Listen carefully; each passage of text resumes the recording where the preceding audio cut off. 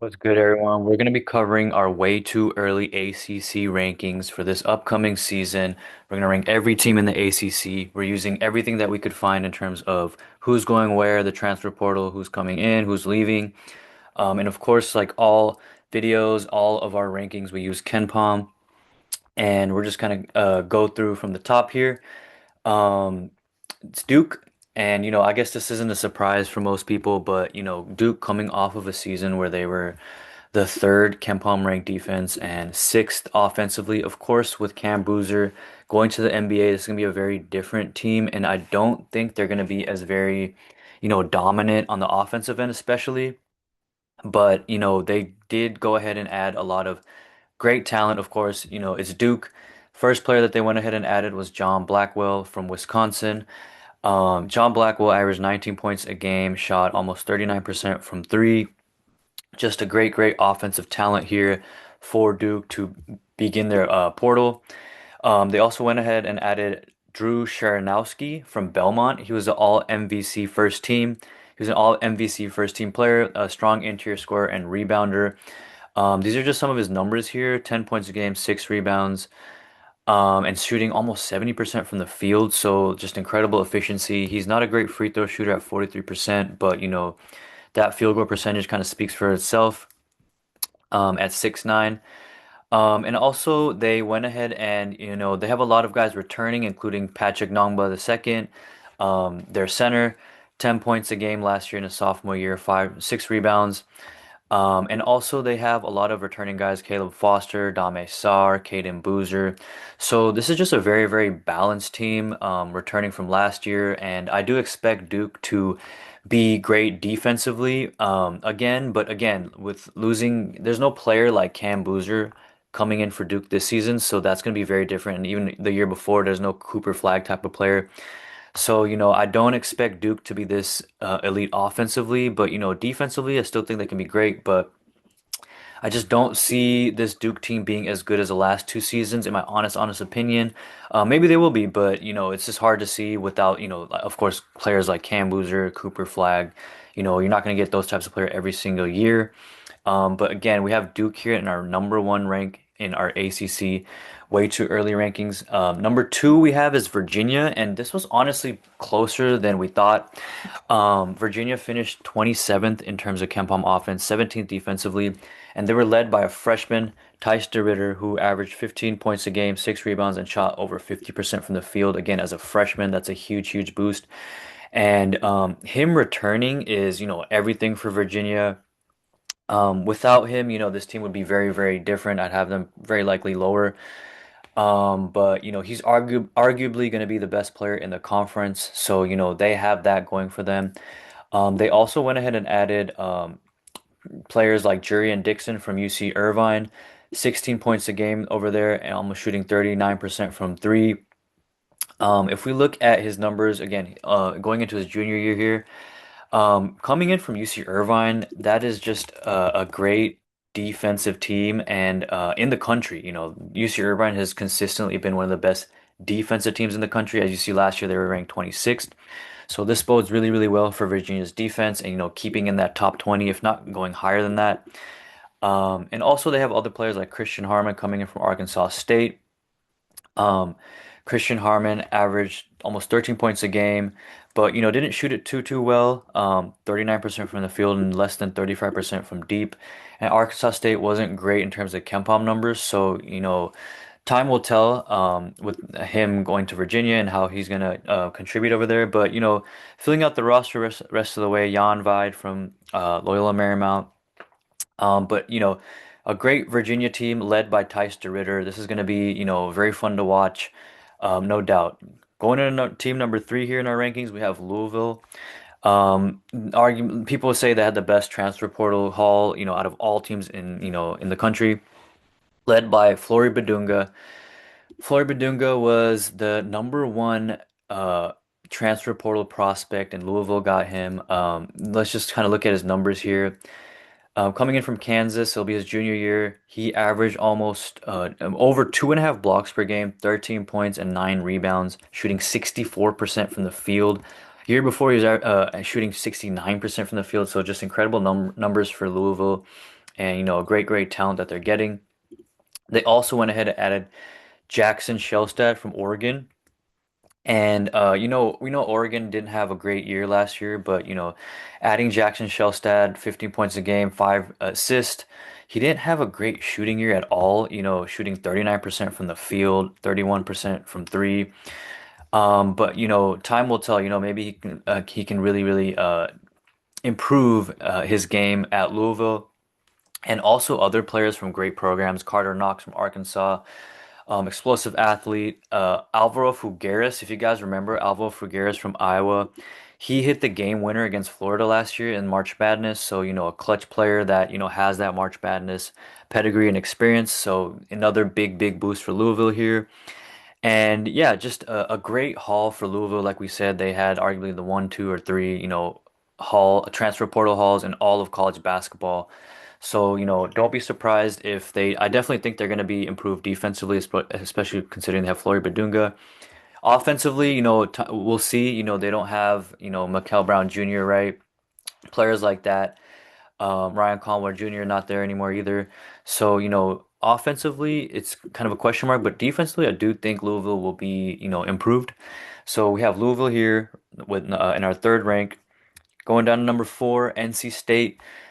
Yeah, NC State, I think, had an underrated haul, starting with Preston Edmeade from Hofstra. He averaged 16.1 points per game, and he was only a freshman. The biggest thing about him is he was only a freshman, almost shooting 39% from deep. Just great numbers. And if we look at Hofstra in terms of the KenPom, they were actually top 100 both ways, led by a freshman. That's really great. They were in March Madness as a 13 seed. So, a nice start for NC State here in terms of the transfer portal. They also went ahead and got Christian Hammond from Santa Clara. Again, Santa Clara was in the tournament. They had a great offense last year, and going into his junior year, averaging 15 points a game, shooting almost 40% from deep. Christian Hammond was last year, greatly improved from his freshman year from 22%. And yeah, this is a huge add. If we look at Santa Clara in terms of the KenPom last year, they were 19th in terms of KenPom offense, 88th defensively, but a top 20 KenPom offense. So a great addition here for NC State. And if we kind of go down, another player is Kyle Evans. He literally again he played for UC Irvine, which is notorious for having an elite defense throughout the country. Even for a smaller mid-major program, he led the country in blocks per game at 3.3. So another great pickup for NC State here with Kyle Evans. And yeah, just a very, I think, underrated haul here for NC State, and NC State can definitely finish at the top here, honestly, with this much talent. Coming in at number five, Jay Lucas in his second year as head coach. We have the Miami Hurricanes. Last year they were 35th offensively, 35th defensively, just a very steady team. They made it in March Madness. They didn't go very far, but it was his first year coaching. They have a lot of returning talent. Shelton Henderson to begin. Shelton Henderson is coming into his second year again as a freshman who's putting up great numbers, shooting 56% from the field, putting up almost 14 points a game, 5 rebounds. These are really great numbers for a freshman. He does need to improve in terms of 3-point percentage, only 25%, but again, helping lead the team to a 35th KenPom offense and defense as a freshman like that is, just a great sign going into the second year. Also, Dante Allen is returning, another freshman year guard who put up 6.5 points a game. So an established backcourt, and on top of it, they're going to add a Caden Lewis from Villanova.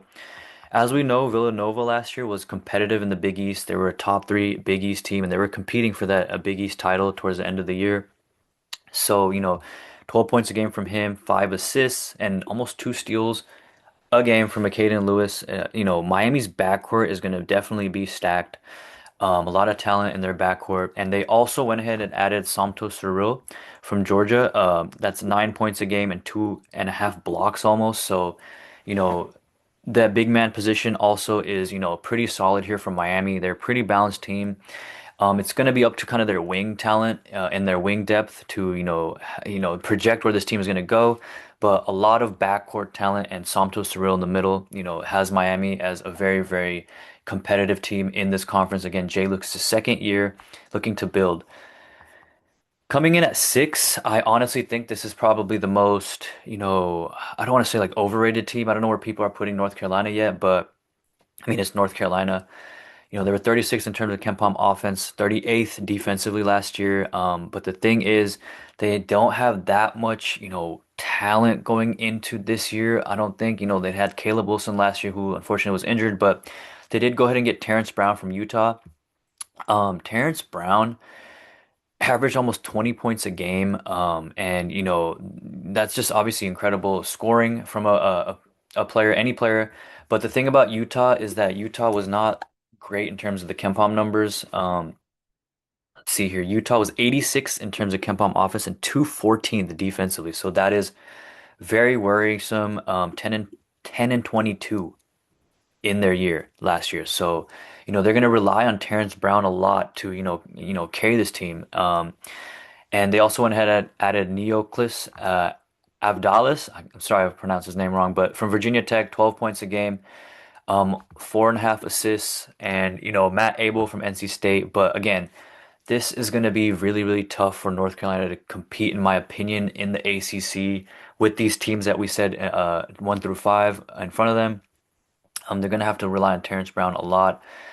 But yeah, North Carolina coming in at six. Number seven, we have Clemson, who is always seemingly a great defense. They were 24th last year defensively, and they had a huge, huge turnover from the previous year. And 71st offensively. So, they were actually surprised last year because of that all that turnover they have from the previous year. They went ahead and added Cole Serta from Notre Dame, 12 points a game, 37% from the field, which is worrisome, but 36% from three. He's a high volume three-point shooter at 7 threes a game attempted. So, adding him, and they also went ahead and added a transfer from TCU, Leotaris Levikius from TCU, 10 points a game, 3.5 rebounds, 40% from three almost. And the thing about TCU is that TCU was a great defensive team. They were 22nd in terms of KenPom defense, 82nd KenPom offense wise. But the foundation for Clemson, again, is usually their defense. They're usually a great defense and they, bug teams, they pest teams, and, they can beat great teams. We've seen it over the last couple seasons with Clemson. Um, and yeah, this is a team that, can definitely have some surprise wins because of their defense. And yeah, Clemson here at seven, SMU coming in at eight. SMU was actually a great offense last year at 28th in terms of KenPom offense, 106 defensively. So defense was their issue. They did make it barely into March last year. They have some losses with Samet Igutolu going to Indiana, but they did go ahead and reload with players like Rowan Brumbaugh.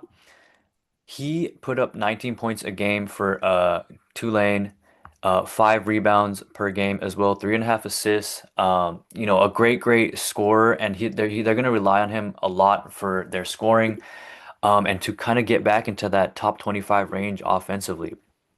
They also went ahead and added Jalen Stewart from UConn, who didn't put up a lot of big numbers for UConn, but he was a part of a great UConn team, and just a lot of players to fill out the roster for SMU. But again, they're gonna have Brumbaugh rely on him for a lot of their scoring next year, and of course, Jalen Stewart stepping it up from obviously a prestigious UConn program. And yeah, SMU here at eight. Florida State we have at nine. They have the 56th KenPom ranked offense, 93rd last year. They went ahead and added Anthony Robinson, the second from Missouri, 9 points a game, 3 rebounds, 3 assists, and also Sebastian Ranick from Colorado, 12.5 points a game and 5.5 rebounds. Again, Florida State, just a solid team, offensively, not excellent defensively, but, within that top 100 range. But again, this is the ACC, and the top five, six teams are just so good that we just mentioned, right? So have them in the middle of the pack here, Florida State. Next team we have at 10 is Wake Forest. Um, They went ahead and added Ring Nairi from Northern Colorado, 15 points per game, 5.8 rebounds and 2 assists. And also Kever Kennedy from Merrimack, the MAC Player of the Year and Rookie of the Year at 18 points per game, 4 assists. And also a player from Siena, Devi Denaro, 14 points per game, 5 rebounds, 38% from three. As we know, Siena made a lot of noise in that first round against Duke last year, so Wake Forest, not a terrible team at all. They were top 75 offense, out of the top 100 defensively, which was their main issue last year. And their biggest loss, of course, was losing Juke Harris to Tennessee. Juke Harris was a 21 point per game scorer, averaged almost 7 rebounds a game as well to Tennessee. They also lost Miles Colvin to Cincinnati, another double-digit score for them. Yeah, this team is, it's going to be hard to replicate, but they have a lot of talent coming in with the Rookie of the Year for the MAC, and also Ring Nairi, a great player from Siena. So, time will tell if they can really translate for Wake Forest, and that's why we have them as kind of a neutral. And again, defensively, that was the big worry for them. So if they can improve defensively, that will be key for them. But again, this is the ACC. We have them at 10. Syracuse, we have at 11. They added Gavin Doty. He was that dude against Duke, and almost led them to the upset, right? They played like 6 guys in that game, so they didn't have a lot of rotation. Siena did in that game, but 18 points per game, almost 7 rebounds for him from him. Syracuse is getting him, but again, they have players that were solid in mid majors, no doubt. Aiden Tobiasen from Temple, 15 points per game. They went ahead and lost J.J. Starling, Donnie Freeman, other rotation players from this team. They finished with the 87th KenPom ranked offense, 95th defensively, so top 100 both ways. They're going to rely a lot on Gavin Doty here for Syracuse to be competitive in the ACC, and who knows if his game will translate. It might translate really well, but if anything was a signal for that, it was that Duke game, right? That Siena had. So yeah, time will tell. Next team we have is Notre Dame at 12.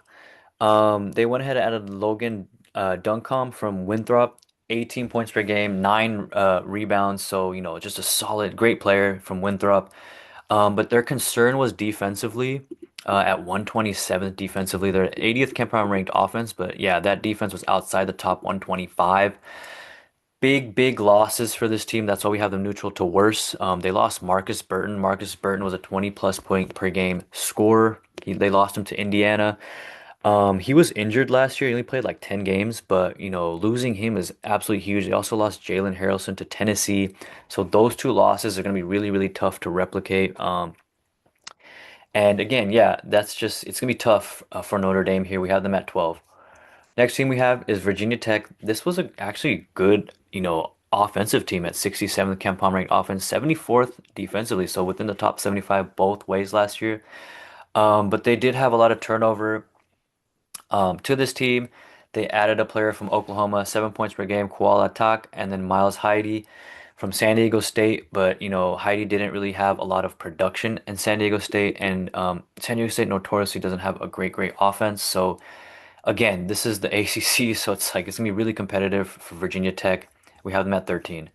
Coming down to 14, we have Stanford, 69th offensively last year, 79th defensively. They went ahead and added Austin Marrer from Seattle, a 7 foot center, 7 points per game, 5 rebounds. And then Christian Bliss from Delaware. He's a 6'4" guard who averaged a lot of points, almost 70 points per game and 6 assists per game, and shot almost 40% from three. So a lot of talent right there for Stanford in terms of getting Bliss on their team. But again, it's going to be tough for him to kind of carry the load in a tough ACC. We have them at 14. Next team we have is Cal. Cal, they went ahead and added Jordan Ross, a transfer from Georgia, and Amir Ali, a transfer from Mississippi State. But again, they lost a lot of, especially veteran talent here with Justin Pippen leaving. Cal was actually a big surprise last year. They were a terrible team, over the last previous season before the last one. But last year they did finish with the 88th KenPom ranked offense, 68th defensively. So they were greatly improved under Mark Madsen. But yeah, we have them at 15 in a tough ACC. Next team we have is Pittsburgh. This team was outside the top 100 Ken Palm offense and defense both ways. And yeah, we have them here. It's just again tough. It's gonna be so tough. Even though they added a lot of mid-major players, um, Alon Sumler, Big Nongo from Georgia Tech. Yeah, it's hard for me to put them much higher than the lower tier here, Pittsburgh.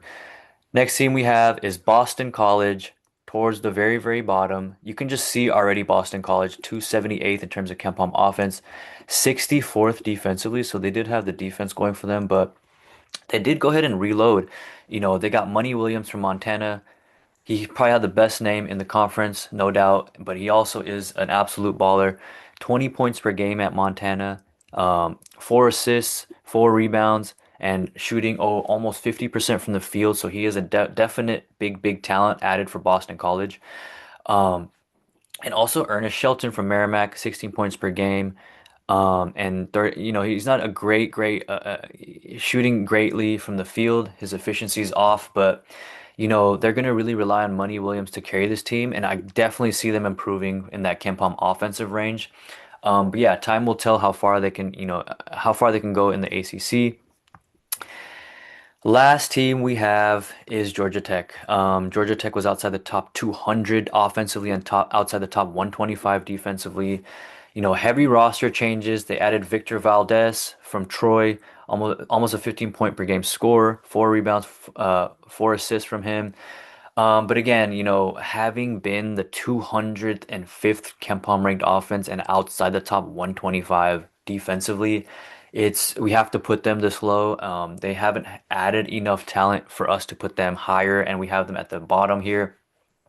And that wraps it up for our ACC way too early preview. Again, we have Duke leading the way, but Virginia's right there too because they have Tice DeRitter. Tice DeRitter could arguably be the best player in the conference, and I think he will be.